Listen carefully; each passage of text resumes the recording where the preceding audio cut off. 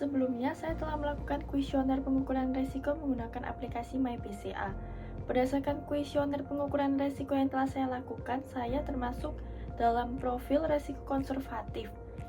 Investor konservatif adalah mereka yang sangat berhati-hati dan lebih memilih investasi yang stabil dengan risiko rendah, meskipun imbal hasilnya lebih kecil. Biasanya, investor konservatif lebih memilih obligasi, deposito, atau reksadana pasar uang.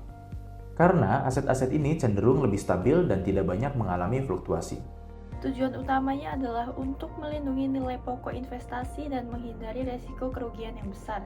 Oleh karena itu, instrumen investasi yang cocok dengan saya adalah memiliki resiko rendah hingga sedang seperti deposito, obligasi pemerintah, atau reksadana pasar uang. Nah, berikut ini saya akan menjelaskan beberapa investasi. Yang pertama untuk rencana jangka pendek di bawah 1 tahun, membiayai kuliah untuk semester depan itu estimasi 10 juta dan menambah modal bisnis 5 juta.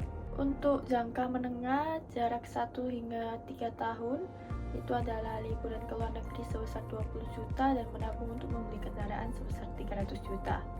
Dan untuk jangka panjangnya itu menabung untuk rencana pembelian rumah sebesar 500 juta dan menabung untuk biaya pernikahan 100 juta. Oh, jadi intinya profil resiko itu biar gak jantungan ya? Iya Gi, selain itu investor juga perlu paham tujuan investasinya itu untuk apa, untuk dana pensiun, dana pendidikan anak, atau yang lain. Paham juga sama perencanaan keuangan, mulai dari tidak menggunakan uang panas untuk investasi. Kok duit bisa panas, Ben? Hati-hati kebakaran loh. Ya bukan Gi, uang panas itu uang yang dipakai buat kebutuhan hidup sehari-hari. Sebagai investor dengan profil risiko konservatif dapat mencapai tujuan keuangan dengan memilih instrumen investasi yang sesuai dengan jangka waktu dan tingkat risiko yang diinginkan.